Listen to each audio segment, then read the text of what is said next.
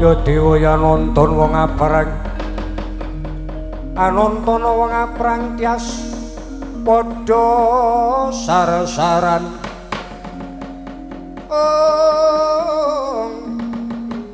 manglayangi ngakoso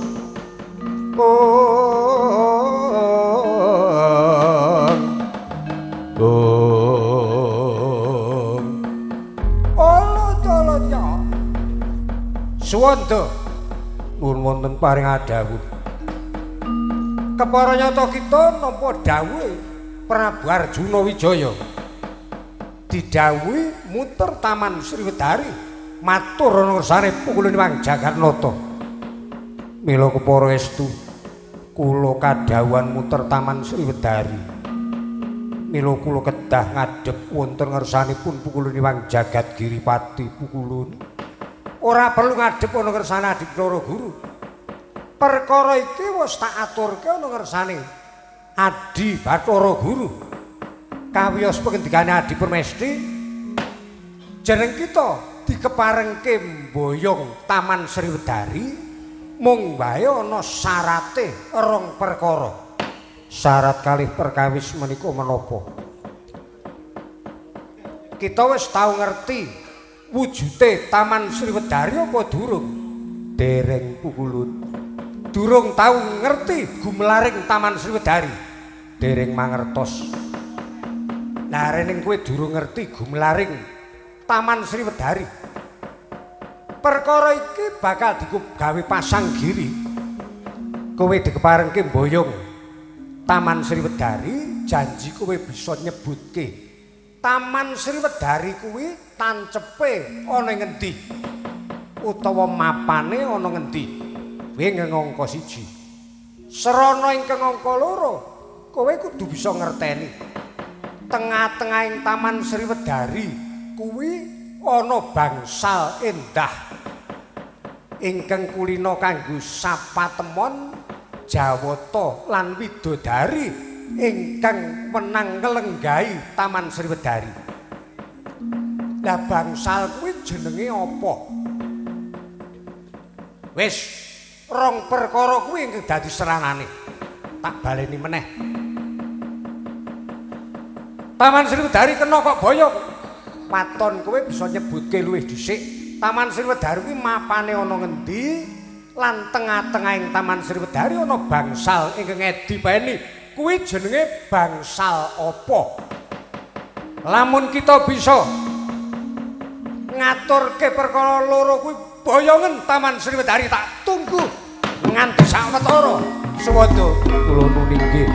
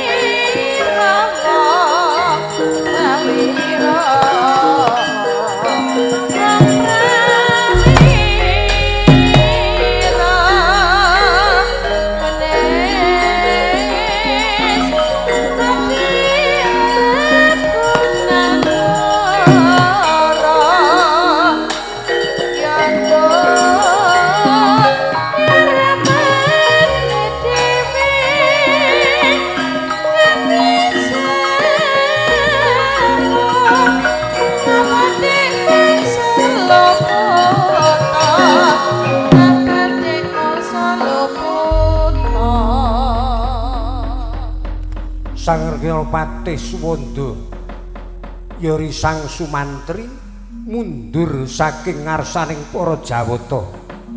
Saksampunipun nampi dawuhipun Sang Hyang Bathara Narada bilih Suwanda dipun keparengaken muter Taman Sriwedari. Waton saged ngaturaken wonten ing pundi papan gumelaripun Taman Sriwedari tuwin namining bangsal endah kang dumunung wonten madyaning Budyana.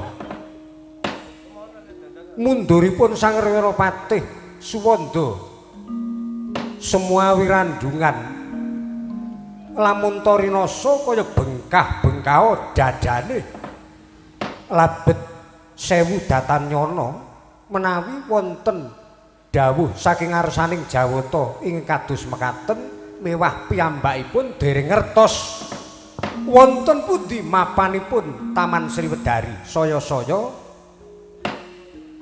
bangsal ingkang dumunung wonten tengah-tengahing Taman Sriwedari awit saking ngrantes arasaning penggalih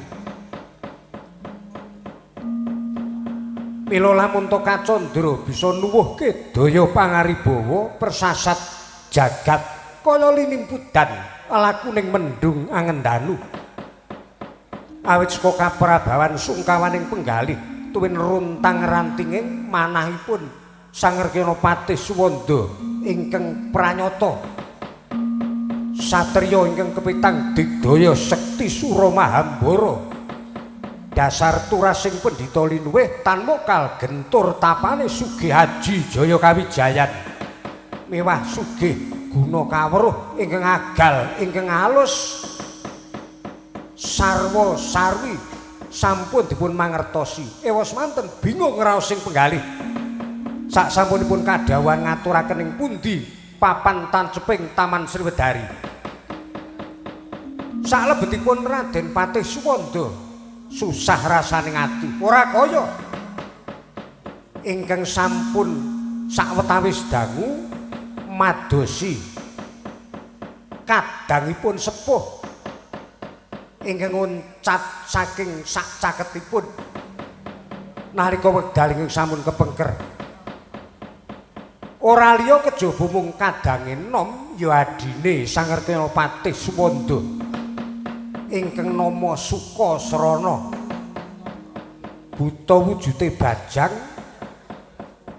impur lakune awit antawisipun suku setunggal kalian setunggalipun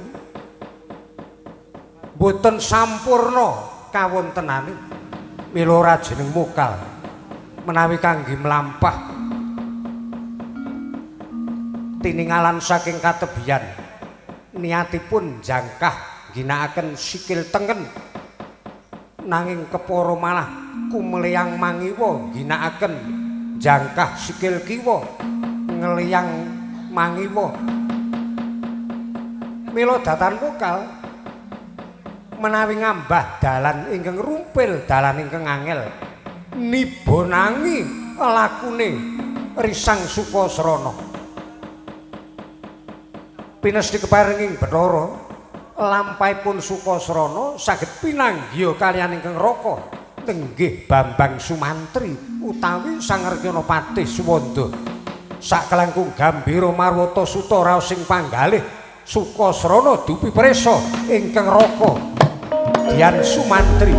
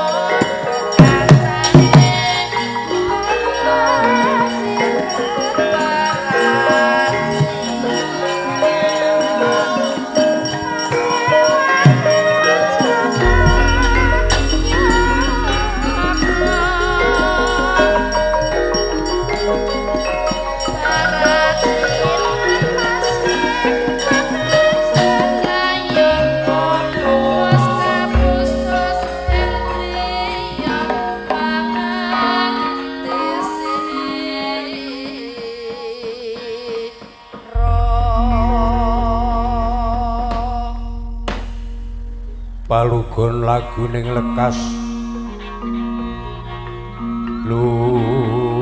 kita linuding kidung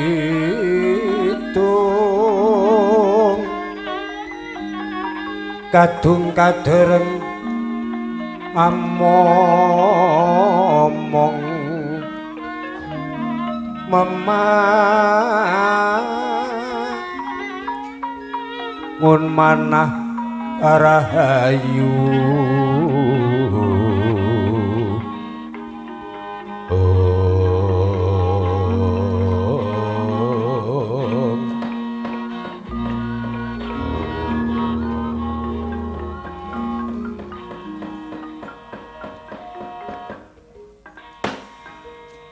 Wadikudi Dimas Sukasrana Ranyana babar pisan seliramu bisa kasembadan nututipun Kakang. Iya Kakang Ati. Aku wis tuwe goleki Kakang Ati ora ketemu-ketemu. Kowe ngapusi aku Kakang Ati, biyen aku arep melu ning aku dijanjeni kok kon turu dhisik bareng aku wis turu kowe lunga aku tangi Kakang Ati wis lunga tak goleki tekan ngendi-endi suwe banget aku ora iso nemokke kowe Kakang Kakang Ati aja lunga meneh aku emoh aku ora iso pisah karo Kakang Ati iya Dimas Sukasrana ora perlu was kuwatir. Wiwit wektu dina iki jeneng sira kudu tansah caket karo pun Kakang. Ning kowe aja gara lho Kakang Ati, aku tenan ora iso pisah karo kowe. Waton aku entuk melu kowe aku wis seneng kok Kakang. Iya Dimas Sukasrana. Saksuwene ora pinanggih karo pun Kakang Dimas Sukasrana rak tansah kaparingan suka Basuki. Nek le Basuki utawa slamet aku slamet ning nggon suka utawa seneng aku ora seneng. Sebab apa? Mergo pisah karo Kakang Ati. Aku nek ora dadi siji karo Kakang Ati susah pikirku Kakang. Iya Dimas. Rene saiki wis kepethuk karo pun Kakang, kowe ora kena susah, kudu seneng pikirmu. Iya, aku pancen seneng sawise kepethuk karo Kakang Ati. Ning tak wis padake kok malah Kakang Ati saiki sing ketok susah. Kowe mikir apa, Kakang? Adikku Di Sukasrana, apa? Pun Kakang panjen kepara nyata wektu dina iki lagi susah atiku. Sebabe mergo aku nampa dawuh saka ngersane Sinuwun Prabu Arjuna Sasra didhawuhi supaya muter Taman Sriwedari. Kejaba angel nggonku bakal budidaya muter Taman Sriwedari. Nanging nalika aku matur ana ngersane para Jawata semune para Jawata ora marengke nanging upama para Jawata marengke Taman Sriwedari tak boyong ana ing Mahespati terus kepiye nggonku mboyong gumelaring Taman Sriwedari mula ing kene lamun tak rasa rasaning atiku kaya suduk gunting tatu loro ibarate wong duwe kekarepan njaluk nek oleh sing dijaluk kuwi diulungke ning bingung nggonku arep nggawa ibarate kaya lelakon ingkang tak adepi iki Dimas Taman Sriwedari arep tak boyong nanging dawing para Jawata dikeparingke diboyong waton aku bisa nyebutke tanceping taman iku ana ngendi lan ing tengah taman kuwi jarine ana bangsal ingkang endah kuwi kudu pun Kakang bisa nyebutke jenenge bangsal kuwi mau mongko arep dibedhela dadanipun Kakang ora ana gegambaran ingkang bisa nuduhke papaning taman kuwi ana ngendi lan jenenge bangsa Lindah kuwi apa? Oh Dimas, mongko lamun aku ora bisa ngestokke dawuh ingkang sinuwun ing Maespati, mestipun Kakang bakal dipidana. Oh, dadi kowe susah pikirmu iki, mergane kowe kon mboyong Taman Sriwedari to Kakang. Iya Dimas Ukasrana. Lah ming perkara kaya ngono kok kowe susah to Kakang. Mergo aku ora ngerti tenan papane ana ngendi. Aku ngerti Kakang. Kowe ngerti Dimas Ukasrana? Iya aku ngerti. Nek ming papane kuwi nang ndi aku ngerti. Ning kono kuwi jare tengah-tengahe ana bangsal ingkang endah. Apa kowe ya ngerti? Aku ya ngerti bangsal sing endah kuwi jenenge apa aku ngerti kok Kakang. Aja goroh. Goroh nggo apa aku tau goroh karo Kakang Ati. Nek Kakang Ati sing goroh terus karo aku mung ngapusi wae. Ming diloni wae ora gelem mongko aku mangan ya golek pangan dhewe. Aku melu Kakang Ati ora tau takon jajakke aku golek pangan dhewe. Aku ora tau goroh, aku nek muni ngerti ya ngerti Kakang Ati. Dadi kowe ngerti tenan papane taman kuwi lan jenenge bangsal ingkang ana tengah-tengahe. Aku ngerti tenan Kakang.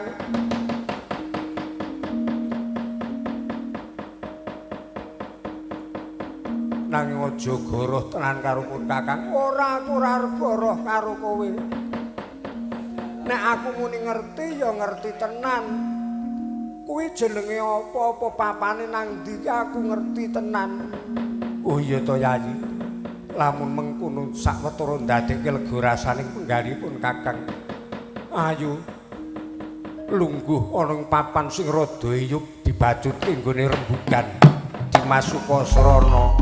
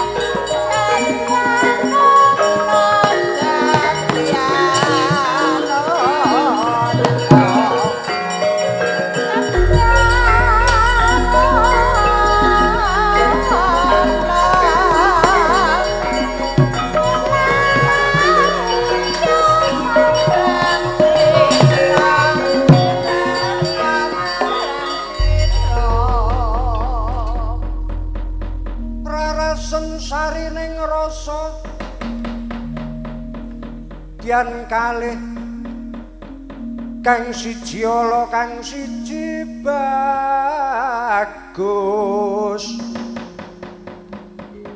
artane kang anggit basa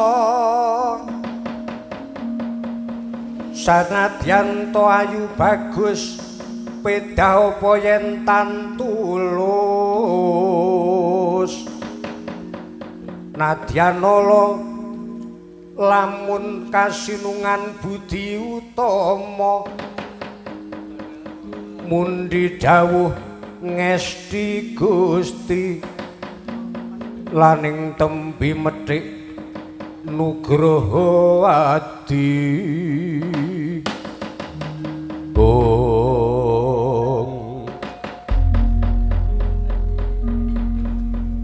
Dimas Ukasrana yen pancen jeneng sira mangerti tumuli enggal pun Kakang Kandhanana mapane Taman Sriwedari kuwi ana ngendi? Kowe tak kandhani ning ya kuwi Kakang. Kepiye? Aku kudu melu kowe. Aku mau nek kon pisah karo kowe Kakang. Iya Dimas Sukasrana, kowe tetep manunggal karo aku. Ning tenan lho Kakang.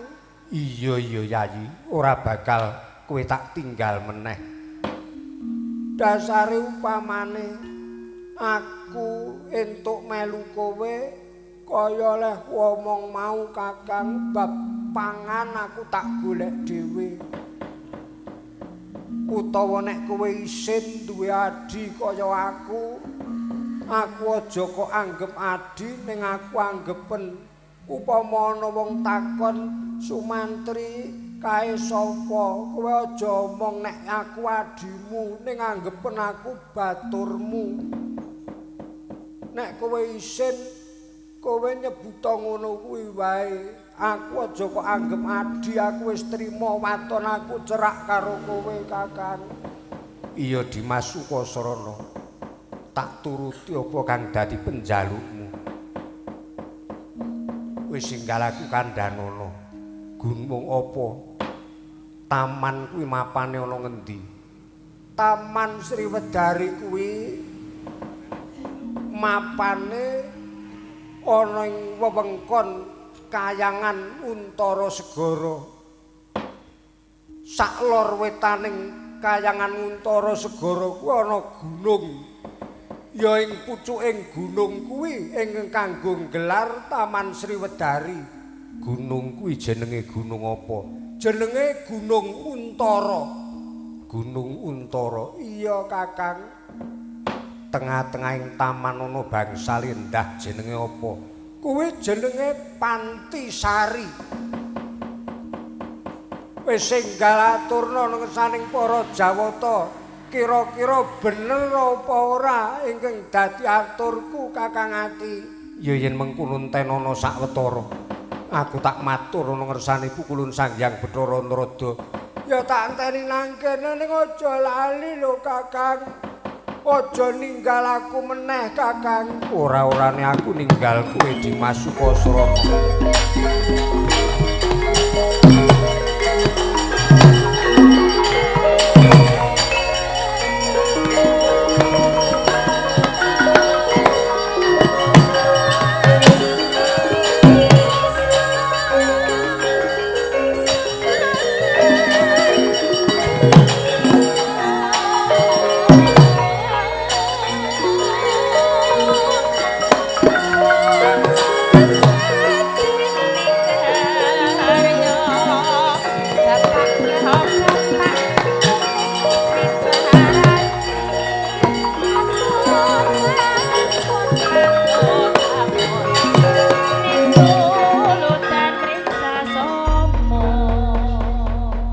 Sumantri, apa kita wis mangerti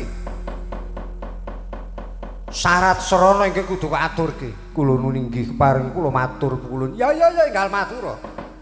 Menawi lepat atur kula nyadong pangaksama. Kuwi dadi baya apa? Menawi pukulun keparing dangu tanceping taman menika wonten pundi? Badhe kula aturaken. Ana ngendi tanceping Taman Sriwedari? Wonten ing Gunung Untara. Olot-olot ya. Lah kok dadi ngerti bocah iki? Bener mapane ning Gunung Untara. Banjur bangsal endah kuwi jenenge apa? Menika menawi mboten lepat naminipun Pantisari. Olot-olot ya.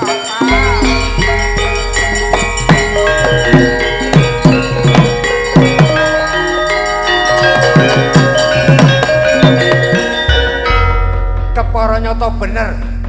Lah nek ngono dewa kalah janji. Kita dikeparingke mboyong utawa muter Taman Sriwedari, nanging isih ana syarate meneh. Syaratipun menapa? Jroning mboyong utawa muter Taman Sriwedari ora dikeparingke aja nganti ana kayu ingkang sempal, godhong ingkang gogrok, kembang ingkang alum. Apa kita saguh? Inggih kula sendikani.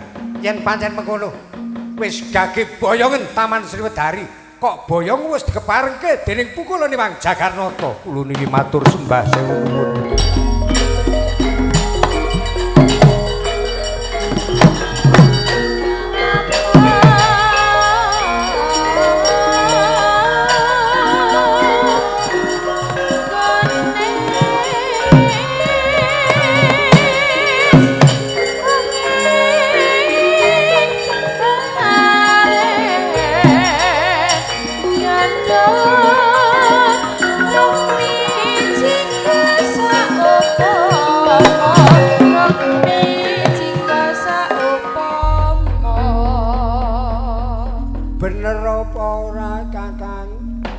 Kepara nyata bener kabeh ingin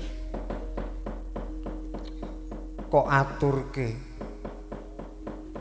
ana ngersanipun Kakang lan perkara iki bareng tak aturke ana ngersane Pukulun Sanghyang Trada pancen kepara nyata tanceping Taman Sari kuwi dumunung ana pucaking Gunung Untara lan bangsal kuwi jenenge Pantisari.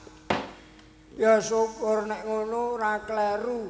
Tegese lek omong ki ana bukti nyatane ngono lho Kakang. Iya Dimas Sukasrana, mung saiki rening wis dikeparengke Taman Sari tak boyong.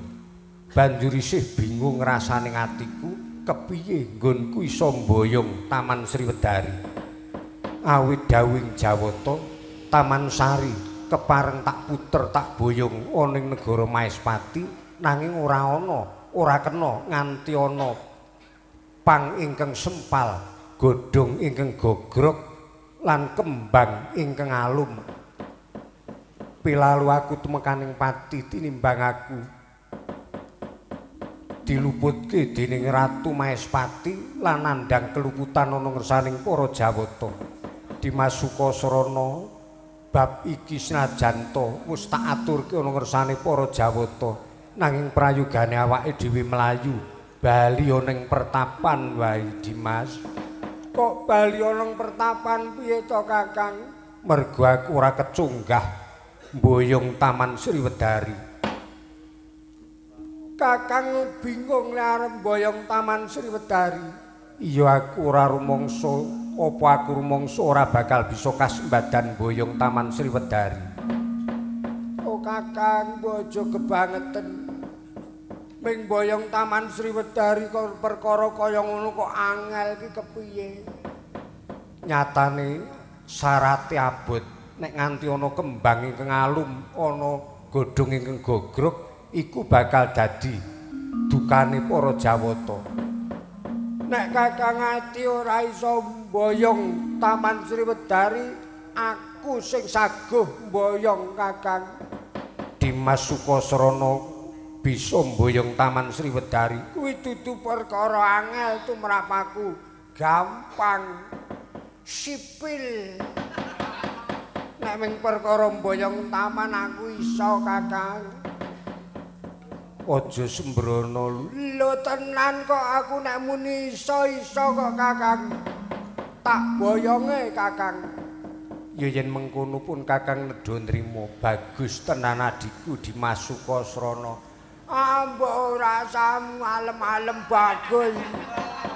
Ngono ki mengetok-etoke cetaka ngene kok bagus ki kepiye? Nek kowe pancen bagus Kakang ning aku ora. Sikil kowe kaya ngene aku jane meri karo kowe. Ning ya wis piye meneh wong kabeh ki wis nang sipe dhewe-dhewe. Iya Dimas. Nek pancen Dimas Sukasrana bisa mboyong Taman Sriwedari, saiki pun Kakang pasrah marang jeneng Sira Yayi. Ya Kakang, ning ya ngono Kakang. Piye? Kowe karo aku apike nyambut gawe bareng. Sing kok karepke kepiye? Ya senajan sing temandang aku dhewe, ning kowe iki men disawang para Jawata ki ketok melu temandang karya. Sak ora-orane ya ngeningke cipta etok-etoke ngeningke cipta ndonga ana ngersaning para Jawata. seranane sedakep karo ndonga kudu sedakep ngene iya ning marep rono wong dewane nang kono ngene Dimas iya terus sedakep nah ngono sedakep bener anggere sedakep ketok ngeningke cipta ben bisa disawang para Jawata kuwi ketok nek kowe ya melu temandang merem kudu merem men ketok semanggem merem ning nek krungu swara tik ngono terus melek kuwi tandha nek sing merem kuwi ya ming nggon mripat ning angen-angene ora melu turu oh ngono iya lambene diobahke men ketok ndonga banjur dungane apa sak isamu wis waton kowe ndonga sak karepmu ya sing disuwun ki iso kelakon lemboyong Taman Sriwedari tur kowe ndonga arepa dongamu ming ngawur tetep ora apa-apa wong sing temandang karya lak aku ning supaya dewa ki do weruh nek kowe iki ya prihatin ngono Kakang aku tak sesideman tumuju ana ing Taman Sriwedari tak cepole saka pucaking Gunung Untara engko nek wis ketok regemeng-regemeng tututana lakuning Taman Sriwedari ya Kakang iya Dimas Sukasrana ingkang prayitna ngati-ati pun Kakang nedha nrimo karo kowe iya Kakang daya dinayanan tak boyonge Taman Sriwedari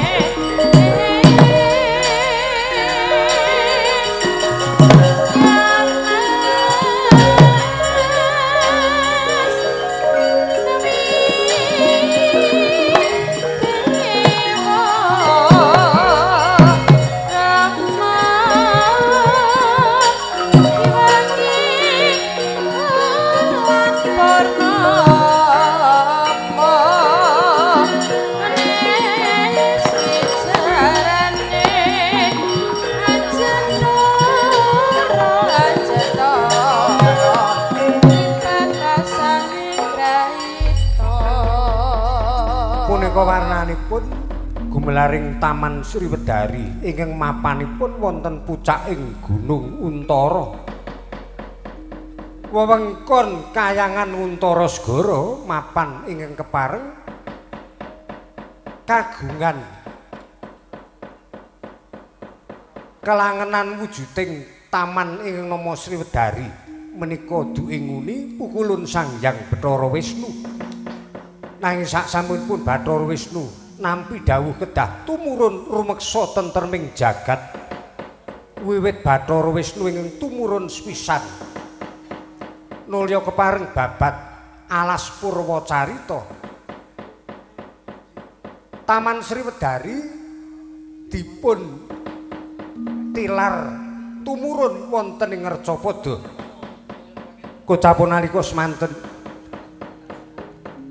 Risang Sukasrana ingkang sagah mboyongaken wujud gumelaring Taman Sriwedari tanpa antara dangu lampahipun sampun dumugi wonten telenging taman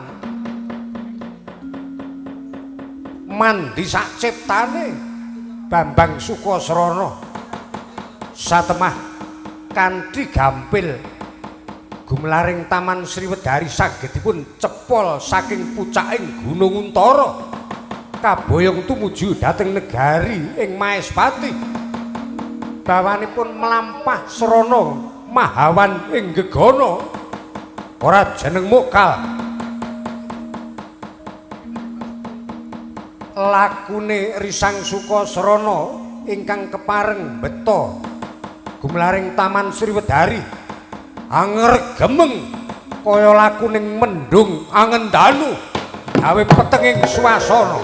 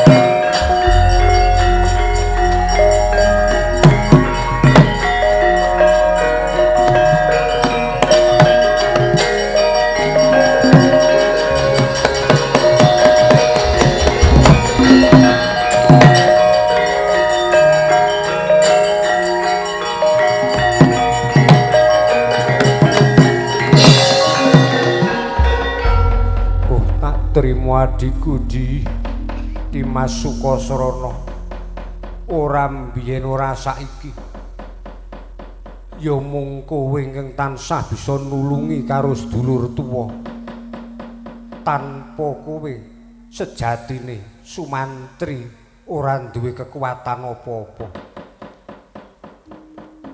sinajan kowe ingkang nandangi perkaraku ingkang ngrampungke perkaraku nanging tansah aku ingkang entuk pangalembana kowe malah kepara tak singkang-singkang kowe tak sia-sia kowe kepengin cerak karo aku rina pantaring wengi nanging aku ingkang paribasan kaya tansah ngipatke marang adikku Dimas Sukasrana oh Dimas sepiro utangipun kakang marang jeneng sira yayi lamun ditimbang ora ana perkara ing jagat iki bisa satimbang karo lelabuhanmu ya tak trima pambiyantumu ya yayi kowe bisa mboyongke Taman Sriwedari sinuwun kepareng kula ngabiyantara ngarsa paduka menika gumelaring Taman Sriwedari kula aturi nampi sinuwun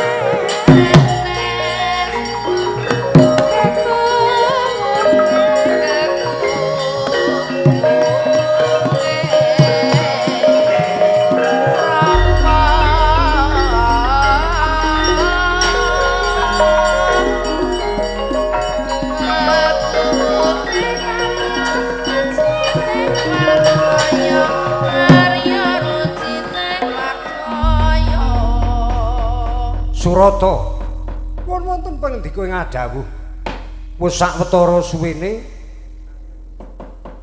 Suwanda tak dawuhi supaya muter Taman Sriwedari nanging durung ana bukti nyatane kula nuwun inggih rening pakaryan menika pakaryan ingkang boten baen-baen sinuwun kula aturi nengga sawetawis nanging kula pitados menawi Kakang Rekanapati Suwanda tentu badhe saged kelampahan mboyong Taman Sriwedari mila atur kula wonten ngersa panjenengan dalem ing sinuwun paduka mugi keparenga ngelermaken penggalih sawetawis ngantos Kakang Suwanda sowan ngabiyantara ngaturaken Taman Sriwedari ingkang sagedipun boyong saking kayangan Junggring Selaka. Ya Surata yen mengkono prayoga tak senanti sawetara.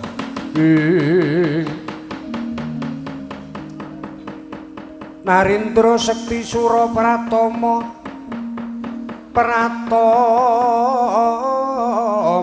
Tan Gura Goda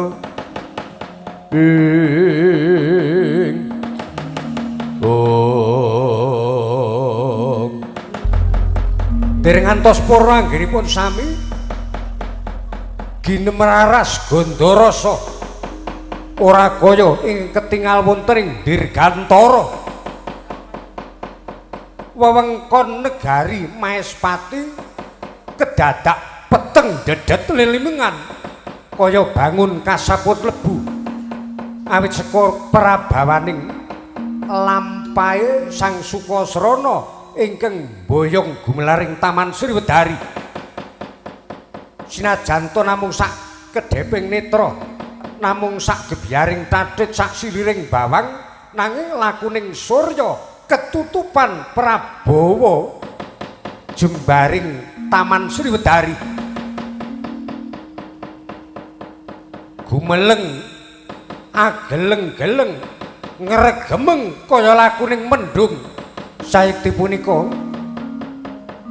Taman Sriwedari wis kasembadan kaboyong nulya tanggaping sasmita Dyan Sukasrana ngedhakaken prabawaning Taman Sari dipun dhakaken wonten sakilening kedaton Maespati sayektos menika ingkang sinebat tamanan mila sampun saktrepipun Taman Sriwedari dipun lenggahaken wonten sakilening kedaton padha karo dilenggahke ana sakuloning keputren negari Maespati hanyarengi tumuruning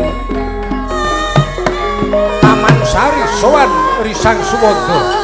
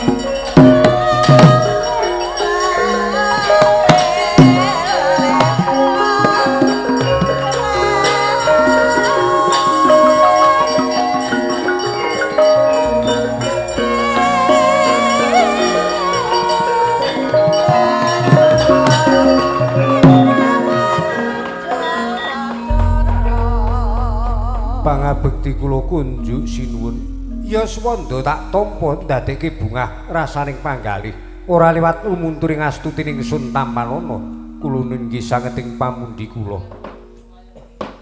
swanda nuwun wonten paring adhawuh ingkang ngregemeng ana ing dirgantara kaya apa waleh-waleh menapa menika lampahing Taman Sriwedari ing kasembadan tumurun saking kayangan Junggring Sloka sinuwun ya jagat dewa Bathara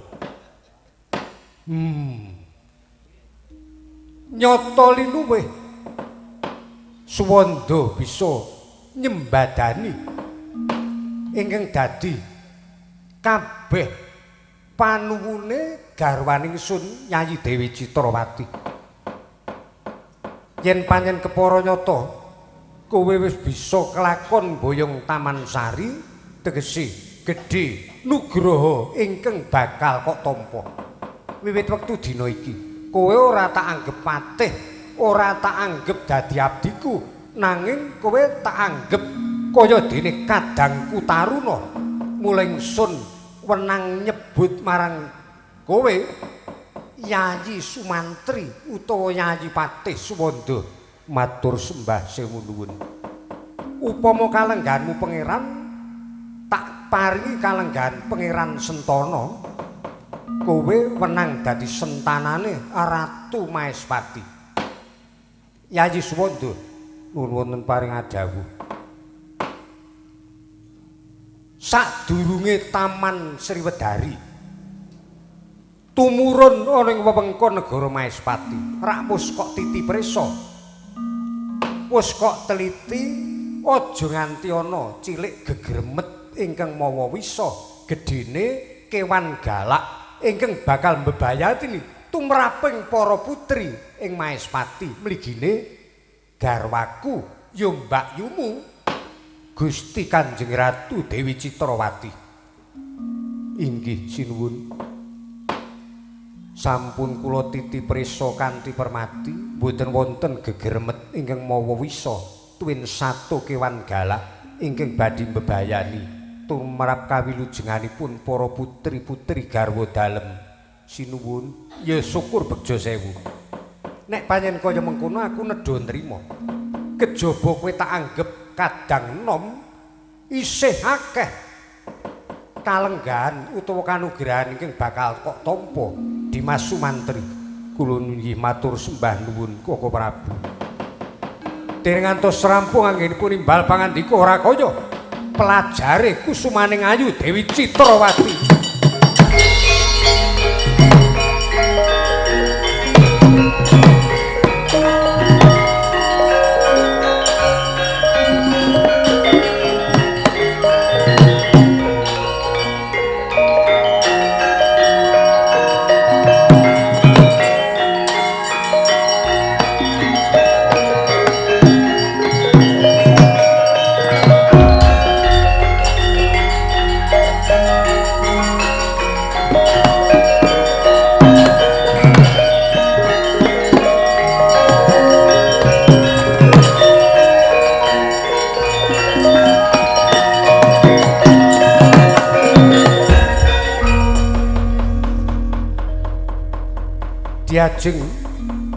Diajeng Citrawati nuwun wonten paring dawuh sinuwun mlayu-mlayu kaya bocah cilik nglonjong botor ing dadi tindakmu.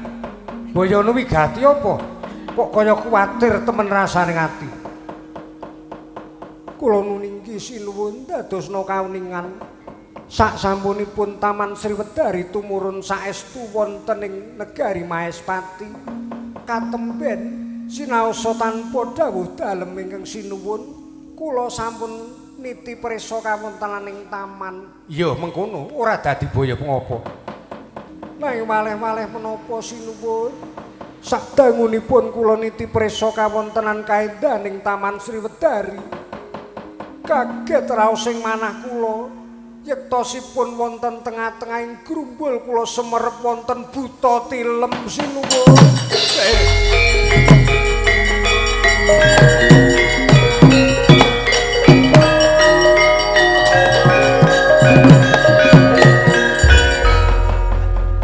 Ana buta turu kula nuning nggih mekaten. Wah, ora patut banget. Iya. Leremna rasaning penggalih diajeng Dewi Citrawati. Kula nuning nggih sinuwun. Yayi Sumantri nuwun wonten paring adhawuh. Pun Kakang mau ngendika apa? Kula kadhawuhan niti prisa sampun ngantos wonten gegeremet ingkang mawa wisa tuwin satu kewan galak ingkang bebayani tumraping para putri. Ora perlu nganggo lidah sinambung, ora perlu nyilih talingane wong kana-kana, kowe krungu dhewe. Mbak Yumu diajeng Dewi Citrawati matur ana ngersanipun Kakang yen to ana buta turu ana telenging grumbul madyaning Taman Sriwedari.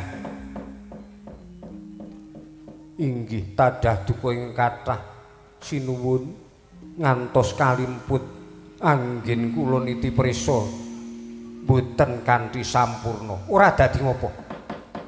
Ingkang baku Mbak Yumu kaliska Rubeda kaliska Sambikala. Mung wae wektu dina iki wanter dawuhipun Kakang marang sira buta turu ingkang mapan ana telenging grumbul madyaning Taman Sari. Cilik singkirna, gedhe patenana. Awit iku yekti bakal mbebayani tumraping para putri. Yen kowe bisa mateni buta ingkang turu ana telenging Taman Sari, gedhe kanugrahan ingkang bakal kok tampa. Nyuwun tambahing pangestu sinuwun. Sing ati-ati ya.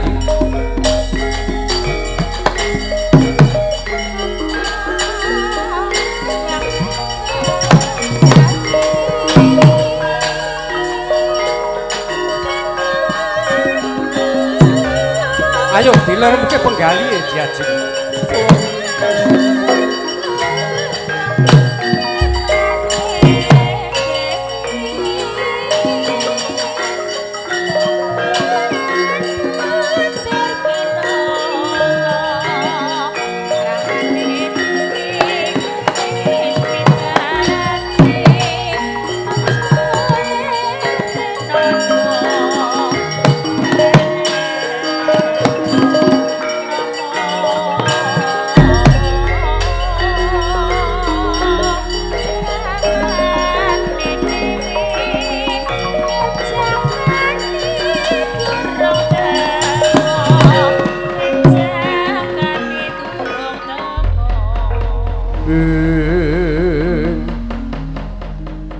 wiyating warna narporining Rama Dewa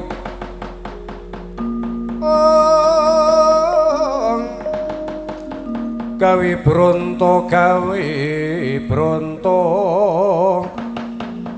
bronto lelancuring adilaga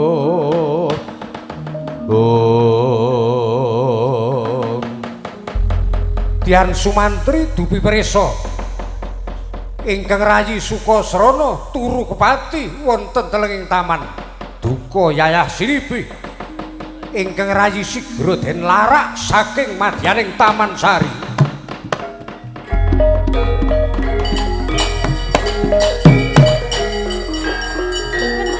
ora mungkin ingkang dadi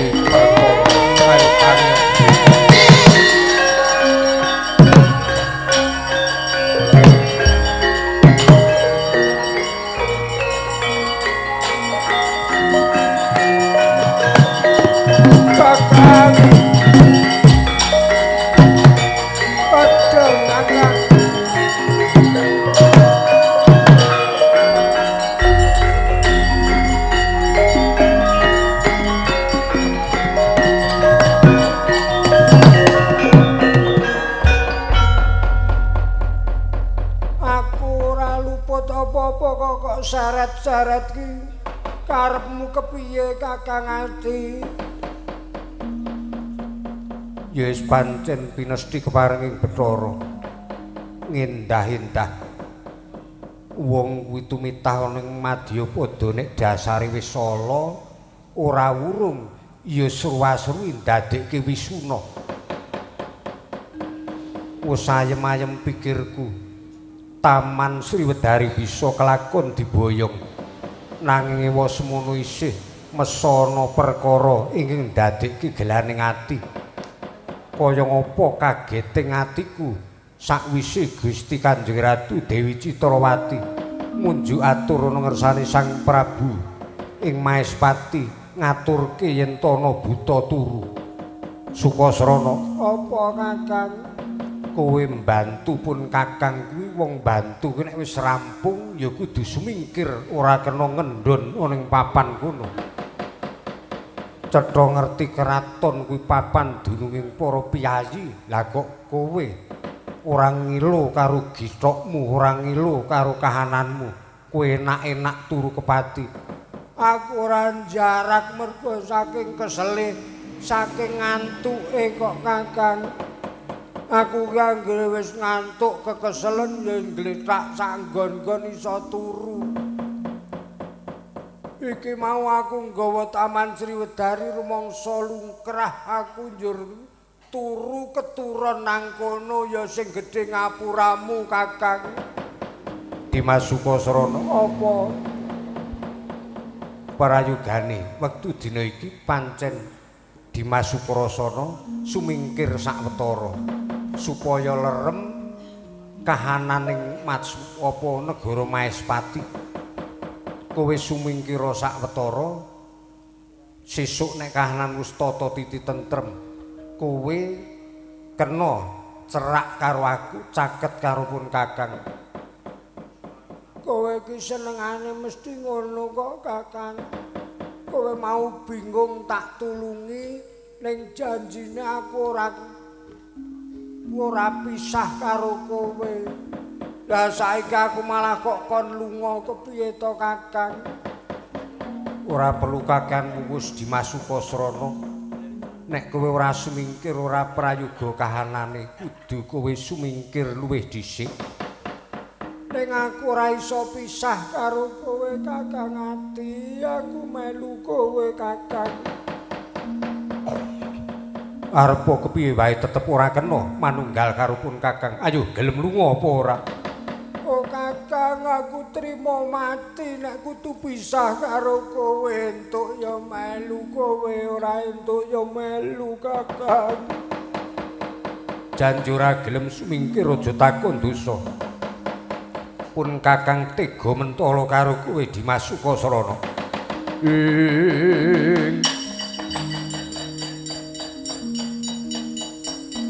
Tanpantara kumalawe ponangasta nyaketi papaning endong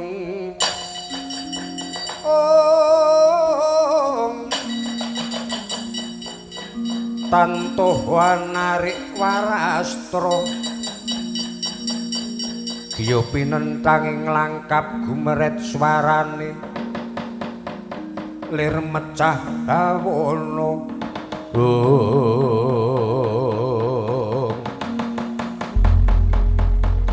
duka yayasinipi Dian Sumantri mespadaken kawontenanipun ingkang rayi awit saking raos sing panggalih ingkang wis ketutupan rasa muring muntaping ati ingkang datan kena sinayudan malih sekawe tresna dhateng ingkang rayi nanging ingkang wonten namung gething tuwin raos sengit dhateng ingkang rayi mespadaken kawontenanipun Bambang Sukasrana kon singgat betatung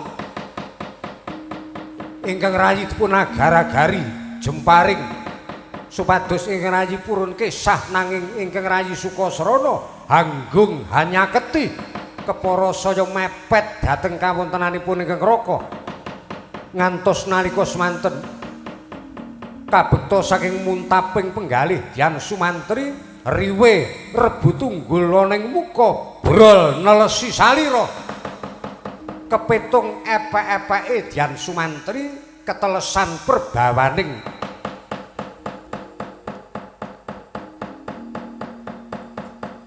tirta ingkang mijil saking angganira riwe utawi keringetipun ingkang wis meratani saranduning badan mila anggenipun nyepeng utawi ngembat jemparing merucut sami saknalika merucuting warastra dibya tumancep dadane ingkang rayi Dian Sukasrana mapan pernata sirna mergalayu ingkang putra Dian Sukasrana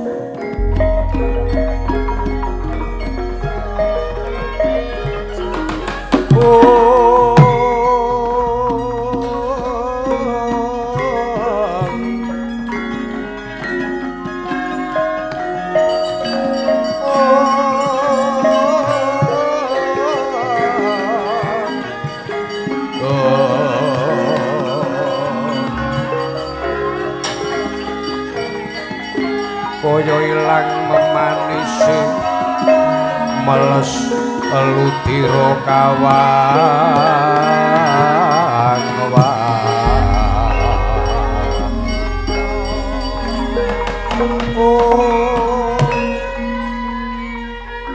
ayo minggato Dimas Sukasrana kakang ati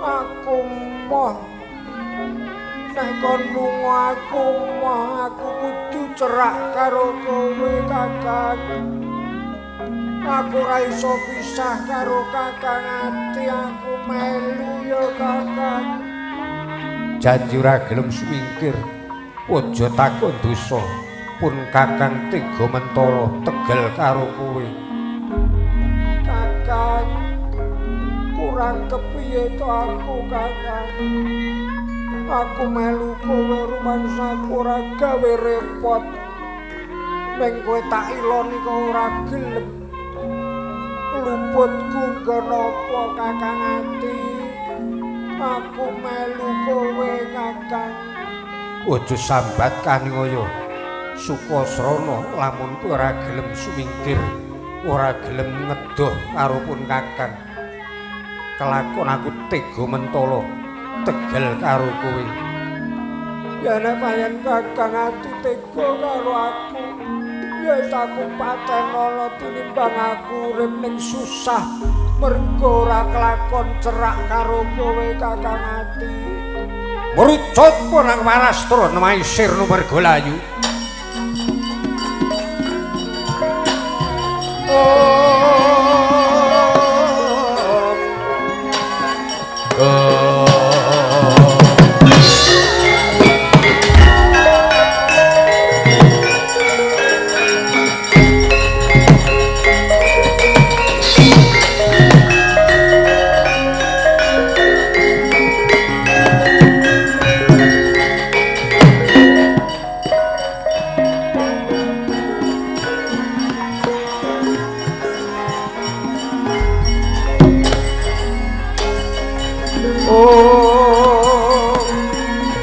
Kakang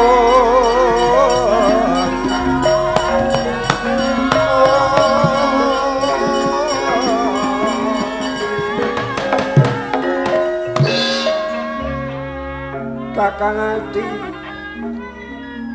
rening kowe ora gelem tak iloni mongko aku senenge ming nek cerak karo kowe malah aku kudu pisah tenan karo kowe saiki kowe karo aku wis beda alam Kakang ati kudune aku manjing ana ing swarga pangerantunan ning aku moh manjing pangerantunan nek ora bareng karo kowe tak enteni Kakang ati nganti kowe bisa bali ana ing swarga pangerantunan bareng karo aku ya Kakang ati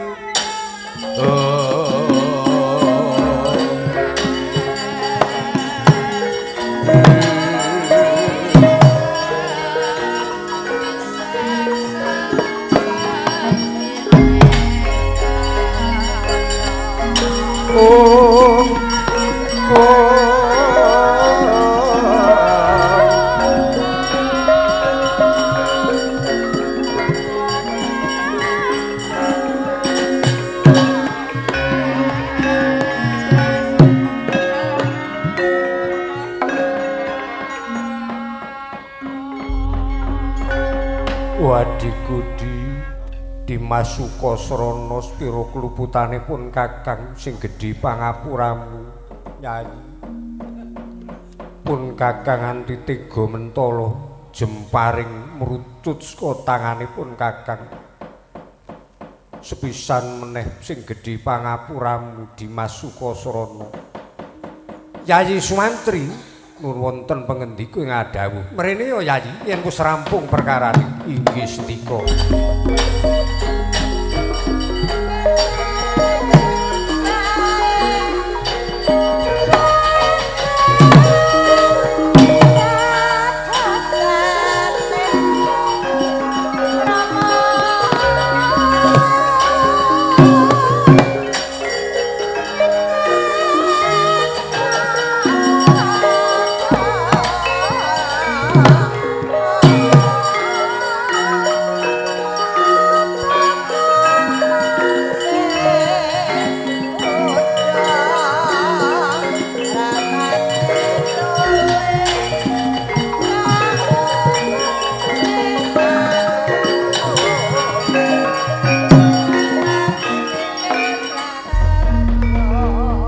Yayi Sumantri nuwun wonten paring adhawuh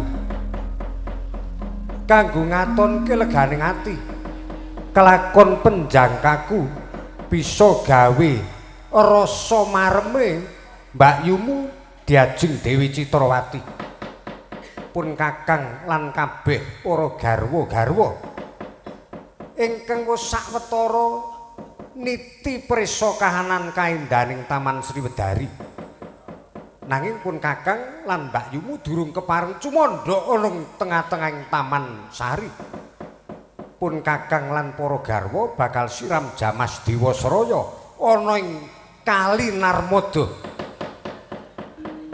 pun Kakang merlokke siram Jamas nanging siram Jamas nganggo satataning pandhita utawa ratu linuwih dadi ora cukup dina rong dina nggonku ambyur ana telenging Kali Narmada awit ngiras pantes tapa kungkum ana ing Kali Narmada dakar ben para garwa kabeh nderekke tindakipun Kakang jeneng sira Yayi ingkang menang jaga keselamatanipun Kakang lan kabeh para garwa menawi mekaten sendika ngestakaken dawuh ayo derekno mandheng ning Kali Narmada sendika sinuwun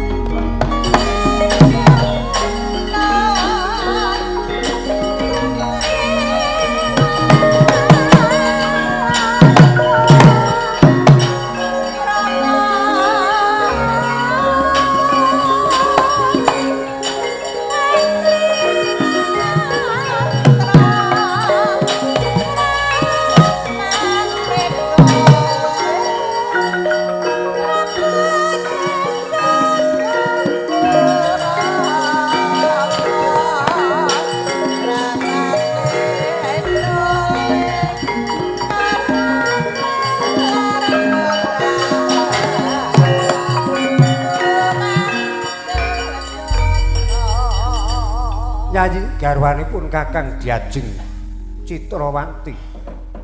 Nuwun wonten paring dawuh sinuwun. Pun Kakang ngersake siram Jamas Dewasraya ana ing telenging Kali Narmada. Para garwa kabeh tak keparingke nderek. Kula nuning iki sendika ngestakaken dawuh. Nanging para garwa nggadahi penuwun sinuwun. Kepiye? Salebetipun lumampah sesarengan tumuju wonten ing Lepen Narmada. Para putri kepengin mirengaken swanten gangsa ingkang laras pelok. Oh ngono ya tak keparingke. Cara balen ditabuh lan pakurmatan gamelan ingkang bakal digelar ana ing pinggiring Kali Narmada dasare nggawa pelok. Tak turuti kekarepaning para putri. Kula nuning iki sendika ngestakaken dawuh. Wis ayo enggal derekno. Monggo kula derekaken.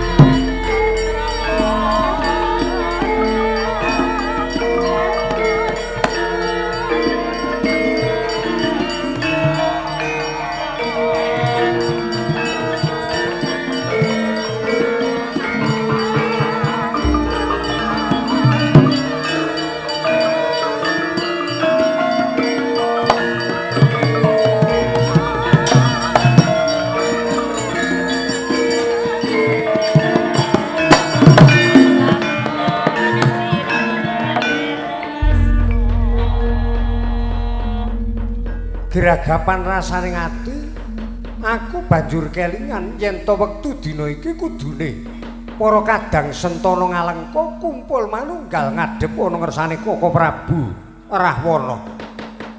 Lah tujokno aku kelingan lamun to nganti kalimput aku rasuhan Koko Prabu mendah kaya ngapa dukane Koko Prabu Rahwana. Yen mengkono prayoga daya-daya tak gayuh aku tumuli bisa ngadhep ana ngersane Koko Prabu Rahwana Raja.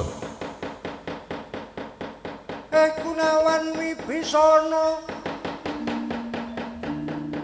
sira ingkang madekanata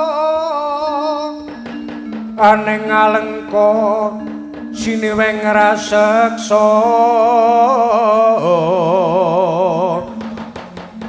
karana prabanta Kertarta mumpuni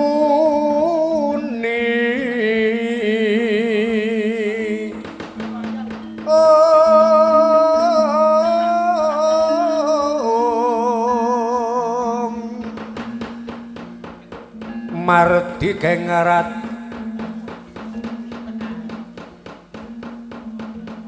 Yaniro bangkit wewiko